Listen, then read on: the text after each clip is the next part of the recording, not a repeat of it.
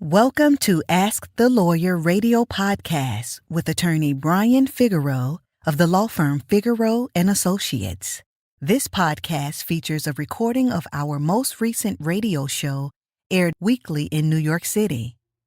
We hope you enjoy the show, which features news, views, and interviews on matters such as immigration, personal injury, bankruptcy, divorce, family law, estate planning, wills and probate, deed transfers, civil rights, criminal defense, workers' compensation, and taxes, both individual and business.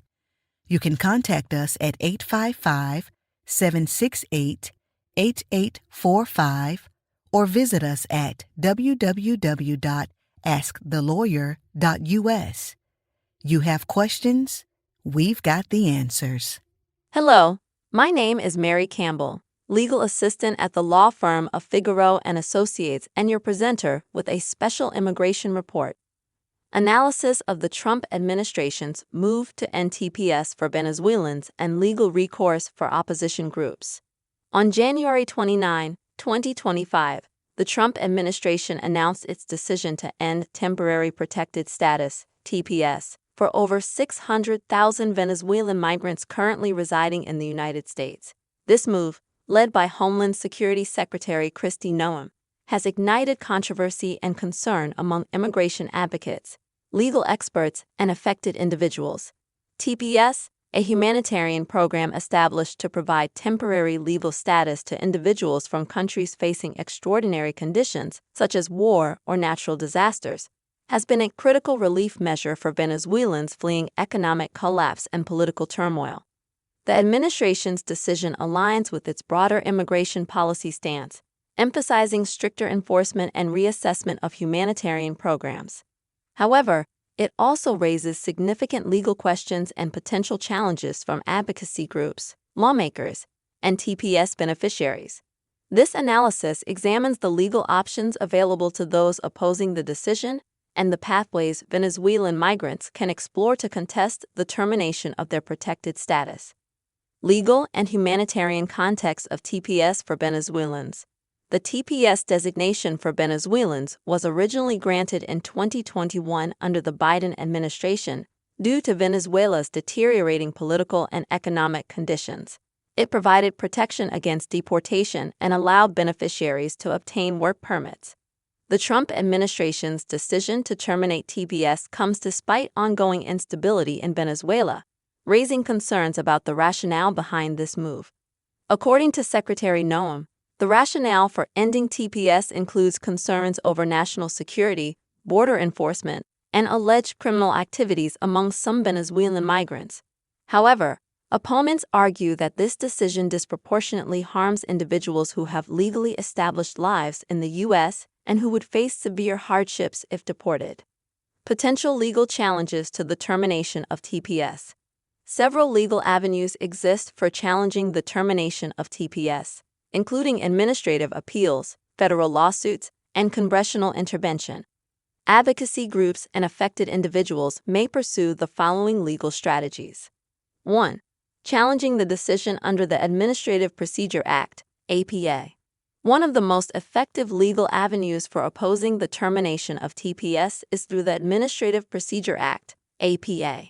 This federal law governs how executive agencies make decisions and ensures that policy changes are neither arbitrary nor capricious. Legal precedents. In 2017, the Trump administration attempted to end TPS for several countries, including El Salvador, Haiti, and Sudan. Advocacy groups and affected individuals challenged these decisions in federal court, arguing that they violated the APA by failing to consider humanitarian conditions and potential harm to recipients. In Ramos v. Nielsen, 2018, a federal judge blocked the termination of TPS for multiple countries, ruling that the government had failed to justify its decision adequately. A similar legal argument could be made in the case of Venezuelan TPS recipients. Plaintiffs could argue that the Trump administration's decision was politically motivated rather than based on an objective assessment of conditions in Venezuela. 2. Equal protection and due process challenges. Opponents may also argue that the termination of TPS for Venezuelans violates the Equal Protection Clause of the 14th Amendment. If there is evidence that the decision disproportionately targets Venezuelan migrants while other groups remain protected under TPS, this could form the basis of a legal challenge. Additionally, affected individuals may claim that their due process rights have been violated. Under U.S. law, non-citizens with lawful status, such as TPS holders, are entitled to due process protections. Courts may be asked to determine whether the administration provided sufficient justification and procedural fairness in terminating TPS. What can affected Venezuelan migrants do? Venezuelan TPS holders facing the threat of deportation have several options to consider. 1. Seeking asylum or withholding of removal. Many Venezuelans who previously held TPS may be eligible to apply for asylum or withholding of removal under U.S. immigration law. Asylum seekers must demonstrate a well-founded fear of persecution based on race, religion, nationality, political opinion, or membership in a particular social group. Given Venezuela's political climate, many migrants could argue that they face persecution if deported. While asylum applications are subject to strict deadlines, generally within 1 year of arrival, TPS holders may qualify for exceptions due to changing circumstances. 2. Adjustment of status through family or employment-based sponsorship. Some TPS holders may be eligible for legal residency through family or employer sponsorship. Those married to U.S. citizens or lawful permanent residents may apply for adjustment of status. Similarly, those with employment-based visas may explore sponsorship opportunities through their employers. 3. Deferred action and prosecutorial discretion. In previous TPS-related legal battles, courts have sometimes granted temporary injunctions delaying deportations. Additionally, the Department of Homeland Security, DHS, has discretion to grant deferred action on a case-by-case basis, allowing individuals to remain in the U.S. while legal challenges unfold. Potential impact on U.S. communities and the economy. The termination of TPS for Venezuelans would not only affect individual migrants but also have broader economic and social consequences. Many TPS recipients contribute significantly to the U.S. workforce, particularly in industries facing labor shortages. According to the Center for American Progress, over 80% of TPS holders are employed, contributing billions of dollars in economic activity annually. Deporting Venezuelan TPS holders could result in labor shortages in key sectors, including healthcare, construction, and hospitality. Additionally, U.S. cities with large Venezuelan populations, such as Miami, Houston, and New York, could experience disruptions in communities where TPS holders have established deep ties. The Trump administration's decision to end TPS for Venezuelans is a significant shift in U.S. immigration policy, carrying profound legal, economic, and humanitarian implications.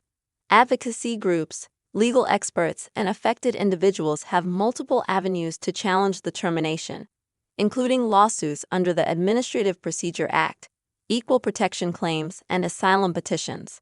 While litigation may delay or block the termination, long-term solutions require congressional action to provide permanent legal protections for TPS holders. As the situation unfolds, it remains critical for Venezuelan migrants and their advocates to explore legal options and push for legislative solutions that uphold humanitarian principles and the rule of law. Do you have a legal issue, question, or concern? Turn to Ask the Lawyer. You have questions? We've got answers. For a consultation or to refer a client, visit www.askthelawyer.us. Again, www.askthelawyer.us. You can also register for our paralegal program, get legal news, business consults, or other information on educational issues. Yes, Ask the Lawyer. You have questions? We've got answers. For a consultation or to refer a client, visit www.askthelawyer.us. Again, www.askthelawyer.us.